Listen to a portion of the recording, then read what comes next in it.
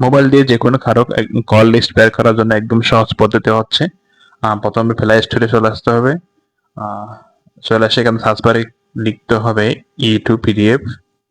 YouTube PDF বলে search করলে এইরকম একটা YouTube PDF SMS call backup restore নামে একটা অ্যাপস আসবে। এই অ্যাপসটি এখান থেকে ইনস্টল করে নিতে হবে। এরপর ইনস্টল করা হয়ে গেলে ওপেন করে নেবেন।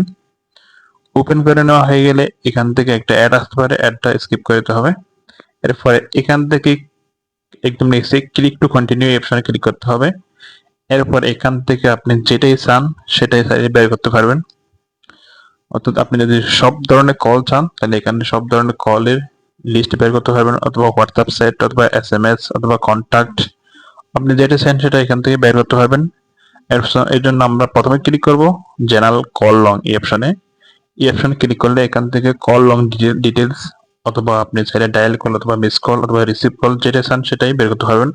অথবা আপনি এখানে ক্লিক করে চাইলে এখান থেকে ডেট অনুযায়ী আপনি 1 মাস অথবা 2 মাস অথবা যে তারিখ থেকে চান সেই তারিখ পর্যন্ত আপনি কল লিস্ট বের করতে পারবেন।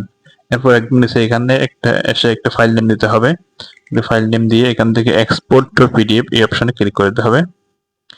ক্লিক করে কয়েক সেকেন্ডের মধ্যে আপনার পিডিএফ ফাইল তৈরি হয়ে যাবে। একটা অ্যাড আসতে পারে, অ্যাডটা অবশ্যই স্কিপ করে নিতে হবে যেহেতু এটা একটি ফ্রি সফটওয়্যার, এই জন্য অ্যাড আসতে পারে। এই যে দেখতেই পাচ্ছেন আমার ফোনের কল লিস্ট চলে আসছে। একটা জিনিস মাথায় রাখতে হবে অবশ্যই, যে সিমে কল লিস্ট বের করতে চাচ্ছেন সেই সিমের সেই সিম দিয়ে এই অ্যাপসটি ইনস্টল করতে হবে এবং সেই মোবাইলে ইনস্টল করতে হবে এই সফটওয়্যারটি। অর্থাৎ অন্যের নাম্বার দিয়ে, অন্যের সিমের নাম্বার দিয়ে অন্যের মোবাইলে এটা বের করা অসম্ভব। তো ভিডিওটি ভালো লাগলে অবশ্যই একটি ভিডিওতে একটি লাইক করবেন।